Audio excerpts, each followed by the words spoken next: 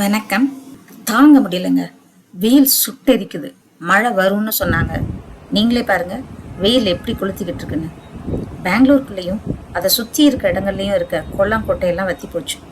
சிட்டிக்குள்ளே சொட்டு தண்ணி கிடையாது. ஏன்னா போர்வெல்ஸ் எல்லாமே வறண்டு போச்சு. நிலத்தடி நீரும் இல்லை. ஒரே சோர்ஸான காவேரி தண்ணியும் இல்லை. நீங்கள் நியூஸில் பெங்களூர் தண்ணி பிரச்சனைகளை பற்றி நிறைய பார்த்துருப்பீங்க. அது எதுவுமே போய் கிடையாதுங்க, எல்லாமே உண்மைதான். கவர்மெண்ட்டும் என்னென்னவோ செஞ்சு தான் பார்க்குறாங்க, ஒன்றும் முடியல. ஒருவேளை ஜீரோ வாட்டர் டேன்ற நிலைமை வந்துடுமோன்னு ரொம்பவே கவலையாக இருக்குது. அப்படி ஆயிட்டா பெங்களூரில் வசிக்க முடியாமல் நிறைய பேர் இடம்பெயர வேண்டியிருக்கும். கர்நாடக அரசோட தகவல் படி பெங்களூருக்கு தினம் 2600 மில்லியன் லிட்டர் தண்ணீர் தேவைப்படும். 500 மில்லியன் லிட்டர் தண்ணீர் குறையுது. பெரிய பெரிய அப்பார்ட்மெண்ட்களில் தண்ணீர் கிடைக்கிறது ரொம்ப கஷ்டமாக இருக்குது. காசு கொடுத்து டேங்கர்ஸ் வாங்கக்கூடிய மக்களுக்கு தண்ணீர் கிடைக்கல. டேங்கர்ஸ் விலையும் ரொம்பவே அதிகமாக இருக்குது. சாதாரண அடித்தட்டு மக்களோட நிலைமை எப்படி இருக்கும்னு கொஞ்சம் யோசிச்சு பாருங்கள்.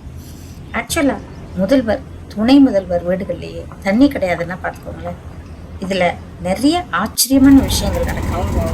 பெரிய பெரிய மால்ஸில் இருக்க பாத்ரூமை யூஸ் பண்ணுறதுக்காக அந்த மால்ஸ்க்கு பக்கத்தில் இருக்கிற அப்பார்ட்மெண்ட்டில் வசிக்கிற மக்கள் படையெடுக்க ஆரம்பித்ததால் கவர்மெண்ட் மால்ஸில் தண்ணீர் யூஸ் பண்ணுறதுக்கு கட்டுப்பாடுகள் கொண்டு வந்திருக்கு. சமீபத்தில் ஹோலி பண்டிகை கொண்டாட காவேரி தண்ணியை யூஸ் பண்ண வேணாம்னு கவர்மெண்ட் மக்களை கேட்டுக்கிட்டதால வெறும் கலர் பொடிகளை தூவிட்டு வீட்டுக்கு போயிட்டாங்க. இல்லைன்னா இங்கே இருக்க நார்த் இந்தியன் மக்கள் பெரும்பாலும் தண்ணீர் ஊற்றி விளையாடுவாங்க, ஸ்விம்மிங் பூலில் ஹோலி கொண்டாடுவாங்க, நிறைய இடங்களில் ரெயின் டான்ஸ் பார்க்க முடியும். அதெல்லாம் எதுவுமே இல்லை இந்த வருஷம். பெங்களூர் கார்பரேஷன் தண்ணீரை சிக்கனமாக யூஸ் பண்ண சொல்லி அறிவுறுத்துறதோட வண்டிகளை கழுவுறது, செடிகளுக்கு தண்ணி ஊற்றுறது, என்டர்டெயின்மெண்ட் பர்பஸ்க்காக தண்ணியை வீணாக செலவு பண்ணுறது, ரோடுங்களை க்ளீன் பண்ணுறது, கன்ஸ்ட்ரக்ஷன் பண்ணுறதுக்கு, இப்படி எல்லாத்துக்குமே குடி தண்ணீரை யூஸ் பண்ணுறதுக்கு தடை விதிச்சிருக்கு. மீறினா 5000 ரூபாய் ஃபைனும் அறிவிச்சிருக்கு.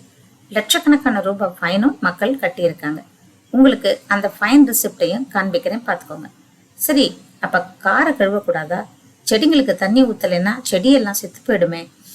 கன்ஸ்ட்ரக்ஷன் பண்ணுறவங்க என்ன பண்ணுவாங்க அப்படின்னு கேட்டிங்கன்னா, அதுக்கெல்லாம் கழிவுநீர் சுத்திகரிப்பு செய்யப்பட்ட ட்ரீட்டட் வாட்டர் தான் யூஸ் பண்ணணும்னு அறிவுறுத்தி இருக்கு. நிலத்தடி நீரை அதிகப்படுத்த இந்த ட்ரீட்டட் வாட்டரை வறண்டு போன குளங்களில் நிரப்பலாம் அப்படின்ற ஐடியா வச்சிருக்கு பெங்களூர் கார்பரேஷன். ஆனால் எக்ஸ்பர்ட்ஸ் இதுக்கு எதிர்ப்பு தெரிவிக்கிறாங்க. ஏன்னா 50%க்கும் மேற்பட்ட sewage treatment plans national green ட்ரிபியூனலோட நார்ம்ஸை ஃபாலோ பண்ணுறதில்ல. இந்த தண்ணியை குளங்களை நிரப்பினா நிலத்தடி நீர் மாசுபடும்னு சொல்றாங்க. ஏற்கனவே கோலார்ல நிலத்தடி நீர் குறைஞ்சு போனதுனால இங்கிருந்து சுத்திகரிக்கப்பட்ட கழிவு நீரை அங்க இருக்க வாய்க்கால்கள் குளங்கள்ல விட்டதால பயிர்கள் செத்து போனதாகவும் அதை சுத்தி இருக்க இடங்கள்ல பயங்கர துர்நாற்றம் வீசியதாகவும் மக்கள் கம்ப்ளைண்ட் பண்ணியிருந்தாங்க. பெங்களூர் குளங்கள் என்னவாகுமோ தெரியல. லட்சக்கணக்கான ஐடி எம்ப்ளாயீஸ் தண்ணி இல்லாததால ஒர்க் ஃப்ரம் ஹோம் கேட்டு போர்க்கொடி உயர்த்தியிருக்காங்கன்னு சொல்லணும். நீதிபதி கே ஸ்ரீதர் ராவ் உள்ளிட்ட நீர் மேலாண்மை நிபுணர்களும் வீட்டில இருந்தே வேலை செய்யறது தான் நல்லது அப்படின்னு சொல்லியிருக்காங்க. இது தண்ணி பிரச்சனையை ஓரளவுக்கு குறைக்கும்னு சொல்றாங்க.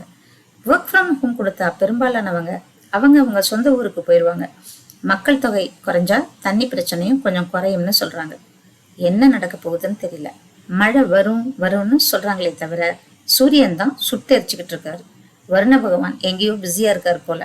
பெங்களூர் பக்கம் காணும். நன்றி. அடுத்த வீடியோல பார்க்கலாம்.